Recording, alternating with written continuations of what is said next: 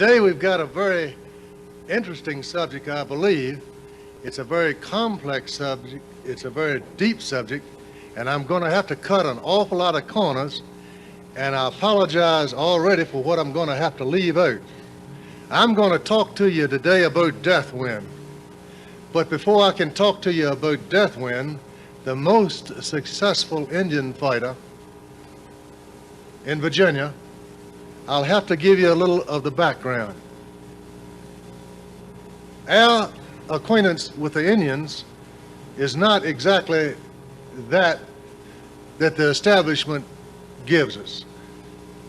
We don't think of the Indian as standing on a hill with tears running down his cheeks, looking at the beer cans on the side of the road. The main reason is that our experience with the Indians occurred when they didn't have cars or beer cans. That's one reason. And the second is, well, let me give you an example. A ship was coming into Jamestown. Now, you know how it is. The river, James River, runs from east to west. All winds are westerly. They come from the west to the east. And you have to wait until the winds change before you can take a ship and go up the river to Jamestown Island, about 20, 30 miles on up the river. So you wait there behind a little point of land until the wind changes. And that is, Captain Newport is the one who used to bring the supplies and the mail to Jamestown Island. And sometimes he had to wait down there 4 or 5 days, sometimes 2 weeks for the winds to change. So they would send a boat down there to pick up his Captain Newport's news. And that's point of land that he was anchored at is known today as Newport News. That's where it gets its name, in case you're interested in a little trivia like that. To me, I find that just absolutely fascinating, and I know you could care less. But anyway, the wind changed. The ship was coming in from England, and they turned the bend in the river into James, and there was Jamestown Island right up ahead. And out from behind Jamestown Island came a canoe, and it was rowed by 7 Indian children and an Indian squaw in the back, and they were rowing, they were paddling just as fast as they could. And that canoe, you know how those are built. They're just as light as a feather. It's easy enough for a strong man to hold a canoe out with one arm. And you can really make those canoes move, or those birch bark canoes really move, and that was really moving. But right behind that birch bark canoe came a ship's whaleboat, and it was rowed by English sailors, and they were rowing for all they were worth. And I don't care how fast that canoe was going, that whaleboat was coming up, and it was overtaking the canoe.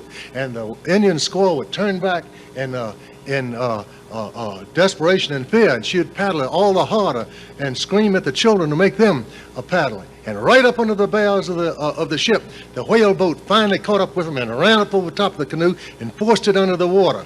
And the coxswain leaned over with a pistol and took put it up against the Indian squaw and blew her brains out right there. And all the rest of the crew members took their paddles and held the Indian children under the water until they drowned. And everybody on the ship was shocked, absolutely shocked. They were told back in England how the colonists were persecuting these Indians, these poor Christian Indians, newly converted Indians. And here was absolute proof of what they were doing. And they arrived at Jamestown Island enraged over what they had just seen. And they landed, and then they heard the rest of the story. It seems that the Indians had a god. His name was Okee. Now, Okee was seen in the thunder and the lightning. And Okee had special demands. Okee ate pain. He had to have pain, and he fed on pain. And if he did not get pain to eat, he would require it of that individual Indian. So the Indian had an incentive to go out and find a source of pain to feed Okee. Now, it was easy to get an animal and inflict pain on the animal, but that's rather mundane. Another Indian? Well, Indians were right tough. And they made a special point of never saying anything or making a noise under torture. So you never knew exactly how much pain Okee was really getting when you tortured an Indian. However, when you came across a white man and you stuck fire to his toes and you pulled the skin off and strips off of his leg and stuck matchsticks in it and lit them one at a time, he came out with the most satisfying noises. You knew he was hurting, you know? You could hear him from a long way off. Now, a white man was very much prized by the Indians. And they would keep a white man and they would treat him well. And they would fatten him up, and they would get him in the very best of condition to withstand what was to come. And when he was in his prime, everyone was friendly to him. There was nothing personal in this. I hope you understand. When he was in his prime, he would be led out to a stake and tied. And the women and children who were trained to this would be turned loose on him. Now, I'm not going to go into graphic details of what was done on him. I'm just going to touch the surface, and your imagination is going to have to take up where I leave off. First, his eyelids would be removed. Now, I don't know how many of you have been forced to keep your eyes open for several hours, but that is not a minor discomfort. It becomes very major after 4 or 5 hours. The Arabs have learned to do this in the past. And then after a day's time, that alone is a shrieking source of pain that's indescribable, that nobody here knows what has happened because they've never talked to anyone that this has been done to. Then, as I said, they would gradually move the skin. Of course, it goes without saying, the toenails and the fingernails, they go slowly. Then the toothpicks in the skin until you are one big charred piece of flesh. And then your private parts will be removed slowly. And then your tongue and your lips will be removed, and your cheeks, and all the skin from your face. And then your intestines, slowly. And then after 3 days, you are one shrieking piece of quivering flesh, just what Okee craves. One white man, and especially a priest, because they found the priest did far better than an average settler, would satisfy Okee for a long time. And often, white men would disappear with no trace. And no one ever found out what happened to them. But they found 2 white men ashore, not far from where Williamsburg now stands, that had been subjected to the tortures needed to bring out that pain that Okee craved. Now, this is what they found when they discovered these white men. These 7 children and the squaw were the ones administering the tortures. They were the ones paddling the canoe. And after the people on the boat found that thing out on the ship arriving and had heard the rest of the story, then all of a sudden the stories they had been told back in England about the noble red savage didn't quite ring true. They had a problem. The problem was, if they wandered around in the woods near Jamestown Island, they might have a very definite problem. You see, they became involved themselves. Things assumed a different perspective. The Indians, if they did not have white men, white priests, or white men, they would take their own children and subject them to this. to get this torture. Now, this is the worship of Okee. Okee is called different names in different parts of America. He's called different names in this part. But our grandfathers who came into the Colorado regions and the Montana regions were subjected to the same tortures that our people in Virginia received from the very same God in the very same way. Now, all of these people and all of these Indians in Virginia were Christians. They had all been converted, and they came to worship service, and they found out they could get all sorts of things, presents, by coming. And they sang hymns to sweet Jesus, loving Jesus. Jesus was good. Jesus was kind. Jesus looked after you. Okee, he was mean. He was tough. You had really better look out for Okee. Jesus was okay now, but look out for Okee because he meant business, you see. Now, if you were an Indian and you had a choice between following somebody who was good, who was sweet, who would take care of you, who looked after you and was kind to you, and somebody who was mean as a devil, who would take the hide off your back, and if he didn't get that pain, he would certainly do to it. Now, if you were an Indian, now who would you pay attention to? Now, that was the situation they were in. The Indian is not a sunburned white man. The law created us. We are made by the law. Every murderer for 1,000 generations among our people has been taken out and killed. Every rapist, everyone deserving of capital punishment has been taken out, and the punishment prescribed by God's law has been administered. The result is 1,000 generations of selective breeding. When you look and see another Israelite coming down the road, you are seeing something that God created. In the beginning was the Word, and the Word was with God, and the Word was God. And the Word was made flesh and dwelt among us. The Word was made flesh and dwelt among us. We are the product of the law, God's law. The Indian is also a product of his law. The way an Indian gets a wife is he either fights for her or he buys her. And women are chattel in the Indian nation, in Virginia.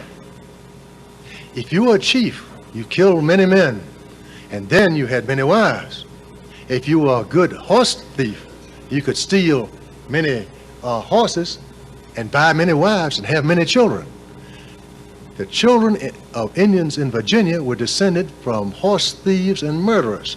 For 1,000 generations they were that way. You can go to the prisons down there in that part of the country, and they would be filled with Indians doing what is natural. Now, that's not to say our people don't have horse thieves. Our people certainly do. But we don't make them kings. We take them out and hang them from the nearest tree. Now, that makes a whale of a lot of difference. It's a question of selective breeding. The news paints us as being fierce, as being inhuman, as being oppressors of all people. That's what the media says. The fact is, among all the peoples of the world, who are the most gentle? Who are the most forgiving? It is almost impossible to take one of our people and make him kill someone else. He will find any excuse not to kill him. Training men in the service to kill their opponents is a difficult thing. It can be done. You can train our people to anything, but it's tough. We are the product of 1,000 generations. They are a product of 1,000 generations. Down in Virginia, Captain John Smith, who brought the settlement and saved it, he made this observation, that all the Indian villages consisted of 6 or 7 women and children for every man. There would be 5, 6 squaws for every brave, and a whole flock of children, very few men. What happened to the men? They were dead. Why were they dead? They died in combat. It was a process of selective breeding. Each brave had sometimes 10, 15 wives. The situation was entirely different. Today, you go on our Virginia reservations and look around, and how many Indian women do you see for each brave, for each Indian male? You see 5, 6, or 7. The same percentages today as they had back there 400 years ago. You go on your reservations in the West right now. Now, I haven't been on the reservations in 40 years. And now the ones I went on were Washington State. But when I was there, you had 6, 7, or 8 women for every man. Now, where are all the men? I don't know. Down on our Virginia reservations, they say they leave the reservations and go off working somewhere and never, ever come back. We have always had a sneaking suspicion that something happened to them and they dropped them in the dismal swamp and you'll never find them. Now, that's what we believe. But it's very interesting how nothing has changed. And the God they worship today is called Jesus. But a man told me, who was on one of these Indian reservations as a government employee, how he watched a cow giving birth, and the calf was hung. And the cow was in extreme pain, and the Indian was sitting on the porch watching him. And he said, "Hey, you better help that cow." And he nodded and he drove on off. When he came back 6 hours later, the Indian was still sitting in the chair and the cow was down on the ground, almost dead.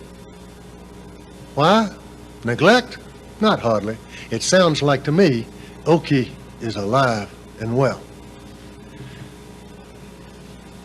Now, that for a background, we progress on. In Virginia, we had a governor named Berkeley. Berkeley had a monopoly from the king. Half of the entire income of the colony went to the governor, 2,000 pounds per year as his salary. But in addition, he had a monopoly on all the trade with the Indians, which meant all the fur trade. Now, you know about beaver hats. You know about furs and the love of them. He had a monopoly on all Virginia furs. In other words, the 2,000 pounds a year, which was a royal ransom, was peanuts compared with what he was getting from the fur trade. And what does the rule say about trading with strangers? Thou shalt not strike thy hand with strangers, you're not to deal with them. And he did. The Indians still had a need to furnish Okee with proper sacrifices. And they were constantly dropping down on the frontiers and picking up individuals to feed Okee. And Governor Berkeley did nothing, because to do nothing, it would interrupt his trade with the Indians. And finally things got bad. And at the falls of the James, the fall line, how many know what the fall line is? Oh, good. We got some, but I better explain. Around in Virginia, we've got these great big rivers, and you can take the biggest ships that you ever saw way inland until they hit the fall line. Fredericksburg at one place, Washington, D.C. is another place on the Potomac. The cities are built on the fall lines where you can't go any further. Richmond's built on the fall line where it comes down. Now, what happened, we had a settler named Bacon. He went in and he settled a plantation there at the fall line at Richmond. The Indians came down and they took his workers, his overseers, and some of his family and sacrificed them to Okee. So he called the militia and they went out after the Indians. Governor Berkeley came down on him for doing that, for interrupting his trade. And it resulted in a war called Bacon's Rebellion.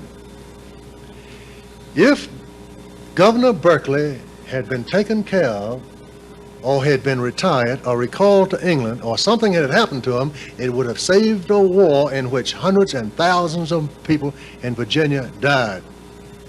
My grandfather served with Bacon, and we had all of our lands confiscated as a consequence. Now, there were war crime trials held right after. Everyone who served with Bacon was either confiscated or hanged, and the hangman was busy in Virginia, and it's so often they hang the prisoners slowly. I don't have time to go into that, but that is a particular part of history you should be very familiar with. 100 years before the Revolutionary War, there was a revolution in Virginia. It was called Bacon's Rebellion. And while the Revolutionary War is big to many people in other parts of the country, Bacon's Rebellion is big to us. We know where the battles were fought. We know where the armies were stationed. We know what happened and the maneuvers made and so forth. We live on that land. And we know where the land was my grandfather owned that was confiscated and turned over to a follower of Bacon.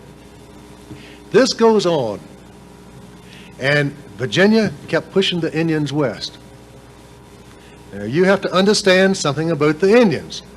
If you're going to fight an opponent, you had better understand the laws they operate under. If you go against the Indians and don't know that they have a god and that his name is Okee, you are at a disadvantage. Further, you ought to know their system of land ownership. Indian land ownership is this: as long as they are on that land, it is theirs. When they leave that land, they have a 1-year period, grace period, in which to reoccupy that land. If they do not, it's up for grabs, under condition that the person who grabs it can hold it. That means he must be a good warrior and a good fighter, but that's the Indian rule. You've heard of how the colonists really ripped the Indians off in buying Manhattan Island for a few beads. What is it, $23 worth of beads? The Indians hadn't lived on Manhattan Island for 2 years. And they still sold Manhattan Island for $23 worth of beads. Now, who got ripped off? You have to understand the law under which you're working, you see, and operating under. And it was very well understood on the frontier. Especially the fact that the colonists on the frontier had enemies behind who would not support them and fierce enemies in front. The great bone of contention was the Ohio Territory. Now, this was a gigantic area, rich beyond belief, right over the Ohio River. And when George Washington went up to form a fort where the two rivers come together, Monongahela and they found the French had arrived there before them, and there was a fight. And that was the beginning. It was the beginning of what is called the 7 Years' War. But we did not call it the 7 Years' War.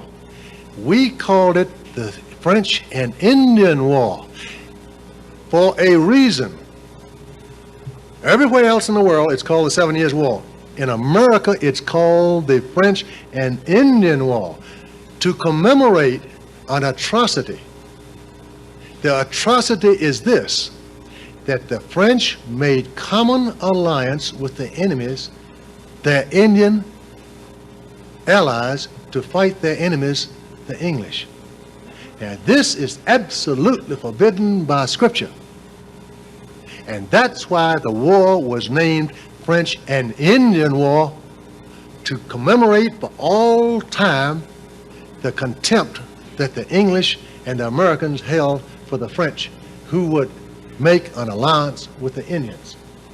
Remember, the Indian and the French war parties went out together, the French soldiers and the Indians, and under only one condition, that the French soldiers allowed the Indian allies to offer their sacrifices to Okee within the view of the French soldiers. And the French soldiers were ordered to put up with any atrocities the Indians committed for the sake of their alliance. The French were using the Indians, and this was considered just an awful, awful thing by the people it was being done to, namely our ancestors who were on the border. Now, I want to briefly go into the type of warfare. The English sent a general over here, a very brave general, a very successful one. His name was Braddock. And Braddock had a couple of regiments of regulars. And he augmented these regiments with, I'm not sure where the rest of his men came from, but I do know they called up the Virginia militia. Now, Braddock was a product of the Continental Wars. And that day and time, that machine that he operated was a fantastic machine, a war machine. They fought in 3 lines. Their weapons were muskets. They weren't rifle muskets, just muskets. A man was trained to load and fire, didn't even have sights. A 1-ounce ball, and he, a skilled musketeer, could load and fire 5 times a minute. In actual combat, 3 times a minute. The line would present. A sergeant at the end of the line could look down, number 46, raise number 18, lower, and then he would say fire. And anything in front was in trouble. When that mass of lead spewed out, it chopped down lines in front just like cordwood. It was a thing, it was just unbelievable. They would stop. The next line would pass through while the second line would load. The second line would fire. The third line would pass through. It presented and fired. The first line was then ready to go forward. It fired. So the line was either always going forward or always coming back, like this. Nothing could stand for long in front of a battle line. 2 armies, Continental armies, one generally whipped the other in pretty doggone short order. They decimated them if they stayed there very long, so they made sure that the battles didn't last too long because it was terribly expensive as far as men were concerned. These soldiers weren't 10 soldiers, they were highly trained. And with the bayonets, they would go forward, and our colonists in Virginia certainly weren't skilled in bayonet fighting. We had our musket rifles, though. A musket rifle was accurate not at 50 yards like a battle line. It was accurate at 200 yards, or even further. But it took 1 full minute to load and patch that thing. And in the meantime, a musketeer could be on you. He would shoot at you and then run you through with a bayonet. So riflemen could never stand in front of a battle line. It was impossible. But things changed once they got in the woods. All of a sudden, there were lots of hiding places. And in order to keep people away from you, away from the battle line, you had light infantry go in front. The light infantry had the rifles. The light infantry would fight the light infantry in front and left the battle line alone until time was ready for it to move forward and do its thing. They also carried cannon. Now those cannon would make matchsticks of any fort in the West. All these palisaded forts that you see in these pictures wouldn't last a half an hour with a cannon outside pounding them to pieces if they could get that cannon to the fort, which was very difficult sometimes. Braddock started off. He knew all the answers. He wouldn't listen to General George Washington, and he put the Virginians in the rear. In other words, the light infantry were in the rear. They marched all the way up to the French forts.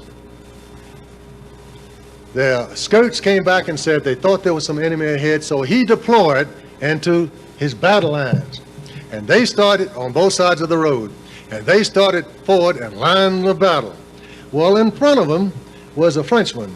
I've forgotten his name right now. But he said they were all planning to pull out, and everybody knew no one could stand in front of a British battle line. But he thought he'd give them a try. So he took his Indian allies and a few Frenchmen, and they went down and started taking pot shots. Well, the battle line presented arms and fired. Beauchambeau, that sounds like the French commander's name, he was killed in the first volley, and 5 or 6 other Frenchmen and 2 or 3 Indians were killed. And that was the only success the British battle line had that day. Everyone in front disappeared. The British battle line moved forward, there was nothing in front. But the rifle fire kept coming, and redcoats kept falling, here, there, and yonder. They presented and fired, presented and fired, and presented and fired, and nothing was hit. but the redcoats kept following, so they started moving back to the road. And as they moved back, they started enveloping the flanks.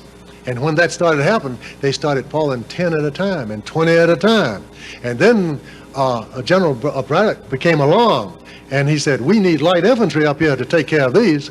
So they called General Washington. General Washington came forward at a run from 2 miles in the rear. By that time, do you know what the Indians and the French had done to the British battle line? It had completely chewed it up.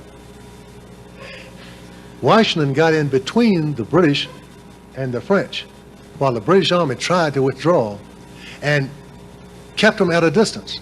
And the Indians went after the redcoats to wear them around. They loved the British redcoats, and that held them up for about an hour or two. And the Virginians lost dearly, holding the French and Indians back. But that is the mode of warfare that they had.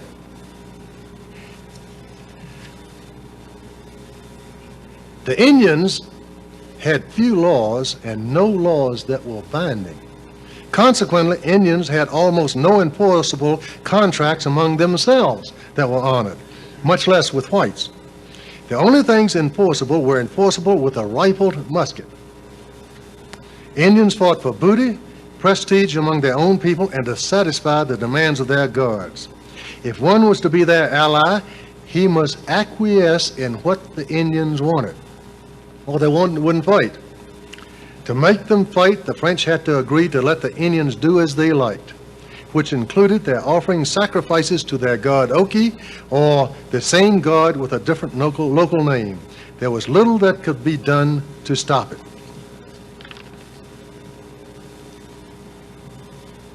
The war progressed.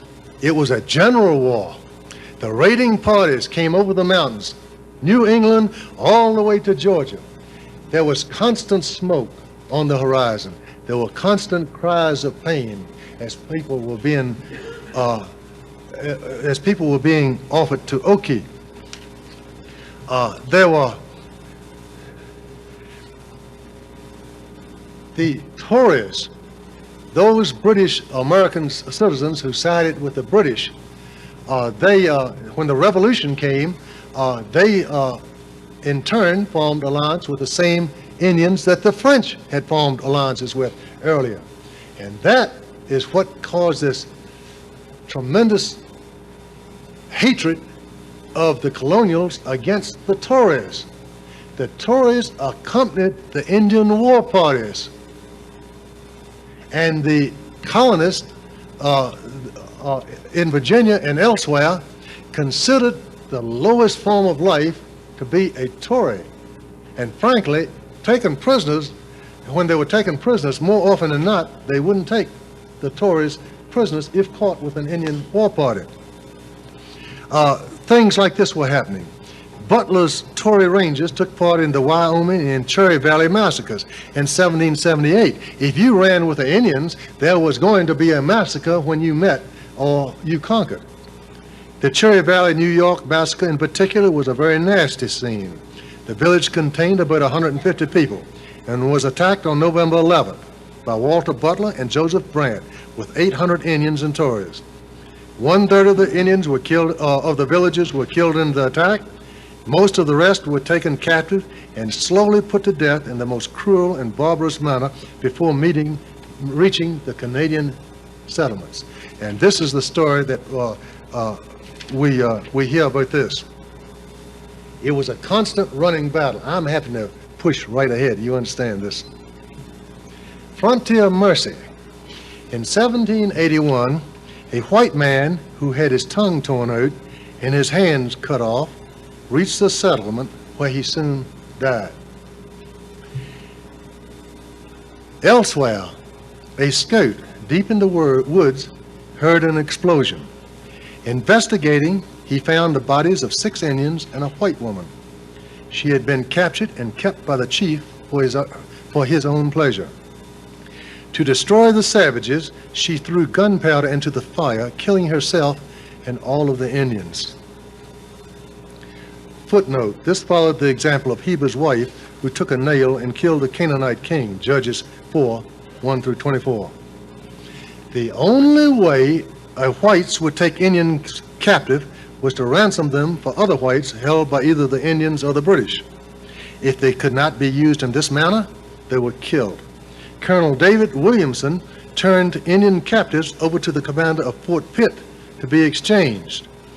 The Fort Pitt commander released them, and they began once more to prey on the border settlements. It sounds like the day's sentencing of criminals, doesn't it? Although it was the Fort Pitt's commander's fault, Colonel Williamson was held in public disgrace. To redeem himself, Williamson later used any pretext to kill Indians. The rule quoted and followed on the frontier was, "I will deliver the inhabitants of the land into your hand, and thou shalt drive them out before thee. Thou shalt make no covenant with them. They shall not dwell in their land." Exodus 23:31 through 33. "Thou shalt smite them and utterly destroy them. Thou shalt make no covenant with them, nor show mercy to them. Neither shalt thou make marriages with them." Deuteronomy 7:1 through 4. It was at this time the sign of Phineas came about. The sign of Phineas is merely a cross with the top made into a P, and that was posted to assure that anyone entering that area or that section, that God's law was to be enforced, and everyone came under God's law. Wherever an Indian massacre took place on the ground, often you would see rocks formed in the form of a cross with a P at the top. The sign of Phineas. We haven't seen that for many, many years in Virginia. The Indian fighter Simon Kenton often fought beside Lew Wetzel. Because of his reputation, he underwent horrible torture when captured. He was dragged by a wild horse through the woods, made to run the gauntlet 8 times. You know about the gauntlet. Turned over to the British, he escaped from their prison and went right back to the trade of killing Indians. Miraculously, he survived and became an old man in 1836. The most successful of all was Deathwind. Deathwind was an Indian warrior, an Indian fighter that surpassed anything that we have ever known. When I take my hikes into the mountains of Virginia, I go into the land of Deathwind. You feel it in those great Virginia oaks that other mighty men have been there before. You can see the old plantation roads that have trees like this growing on them. We know there were plantations, but before the time of plantations, other great men walked these glens and these hills. Lew Wetzel was the pedigree of this unusual man was usual for the period. His father was John Wetzel, a Swiss immigrant. They landed in Pennsylvania. Now, we divide our nation up into states. I think this is most unfortunate. They divided the nation up into geographic regions. You go to Pennsylvania and you move to the western part of Pennsylvania, you hit that district of land that shoots right straight through the western part of Virginia into the western part of North Carolina and Tennessee. It's easier to come from western Pennsylvania to Tennessee or western North Carolina than it is to go on further west, because you start running into big mountains in western Pennsylvania. So many Pennsylvanians ended up right in Virginia. They were called Valley Germans. Lew Wetzel started his career. He was one of 6 children. He lived in Virginia, moved back to Pennsylvania, moved back to Virginia. He was one of them captured. Okay. One day, he and his brother Jacob were hoeing corn when they were suddenly fired upon by an Indian war party, hidden in the woods. You see, you never knew whether an Indian party were traders coming to trade or a war party. All they had to do was put on paint. Now, the paint was important. It meant things to them that we don't understand. They would put it on their face where it could be seen, or put it behind their ear, which could not be seen under their hair. And you didn't know whether that man was on the warpath or not on the warpath. It made it very difficult. So I'll tell you, it reached a point if you saw an Indian you shot and worried about whether he was on the warpath or not after you looked at him very carefully on the ground, you know. And if you determined that he was not on the warpath, you said, I'm sorry, and then, you know. Lewis was wounded and both children were captured. They were so tightly bound that blood began to flow. They were watched carefully by their captors to see which of them was sensitive to pain, and whichever the one hurt the most, that was the one that was going to be selected as a sacrifice to Okee. The children were frontier-wise, and neither one showed any pain at all. And, you know, the Indians were disappointed. If they could feel pain, if they could not feel pain, Okee would not appreciate them as a sacrifice. It would have been a wasted motion, and Okee might even become insulted. So they were not offered. They were just kept as slaves. A few nights later, Lewis and his brother loosened their bonds and escaped. They took from the sleeping warriors their father's rifle, which had been stolen, his powder horn, and 2 pair of Indian moccasins to travel in. By the time Lewis was a teenager, he had moved long distances with and without his family, survived smallpox, which disfigured his face. He was pockmarked. Could play the violin wonderfully. I think of the kids last night. Though he never learned to read and write. Had been captured and escaped from the Indians, had witnessed countless massacres, and he was a product of his time. Almost every family had lost a member to the Indians, with the one lost often dying in excruciating pain. The conclusion was simple. The Indians caused pain. If there were no Indians, there would be no pain. How logical can you get?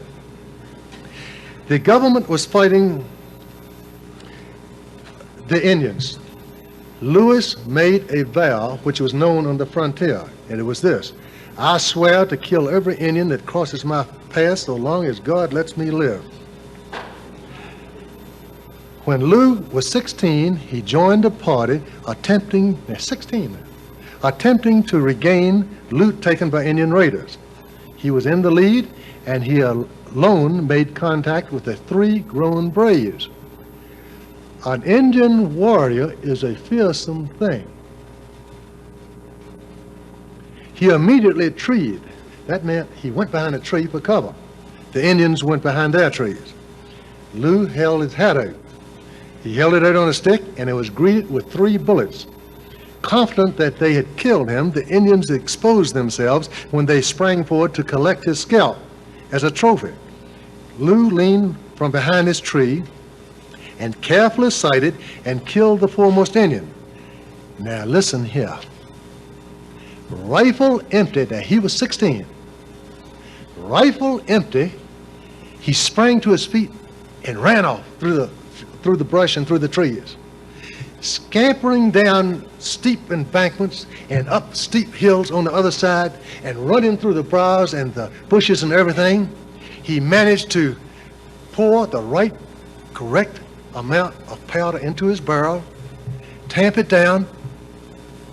He managed to take a ball in his mouth, patch it, start it, take a ramrod and push it, all while he's scampering down hills and climbing up hills, ram that ball home on top of the powder, running at full speed. Indians were fast.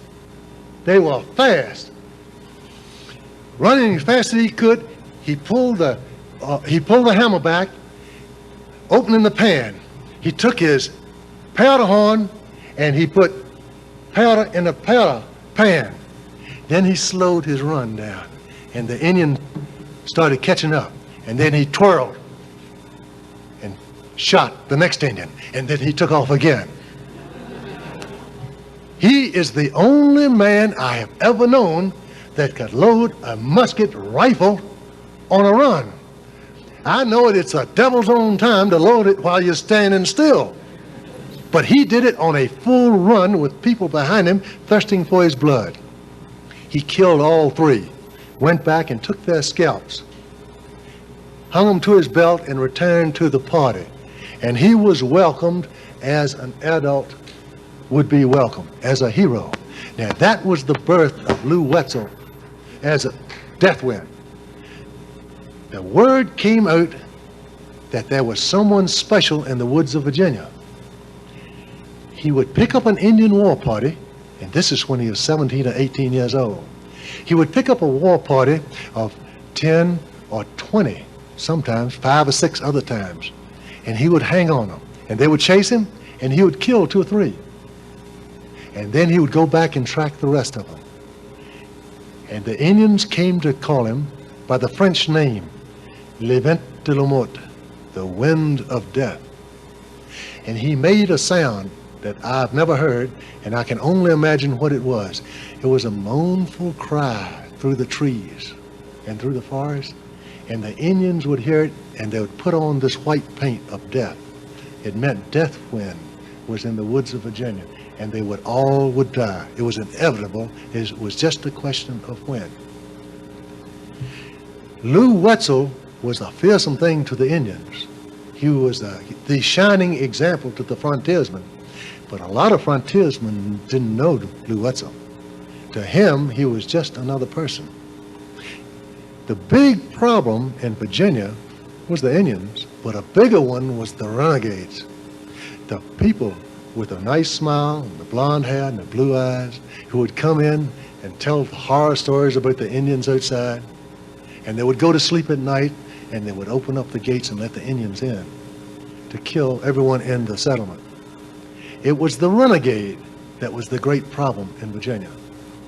And it got to the point that no one was ever welcome in any gathering or any settlement unless he had a sponsor.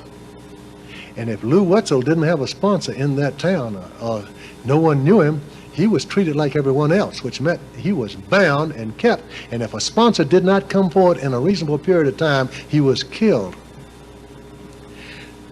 The story of Lew Wetzel goes on and on and on. There are countless examples, countless exploits where he took entire Indian war parties coming from Kentucky into Virginia. In his lifetime, he killed over 2,000 Indians by himself. He cleared out the western part of Virginia and made it safe. He let his hair grow all the way to the ground. He said if the Indians ever get a trophy, he was going to give them a good one. But they never took his scalp. He later went to New Orleans and came back to Tennessee. And while back there, he died. If I remember right, he was about 185 pounds, about 5'10", very erect, friendly, quiet. And he was looked on as the hero to be emulated on the frontier. Lew Wetzel, Phineas Priest, Le Vent de la Mort, Death Wind. Thank you.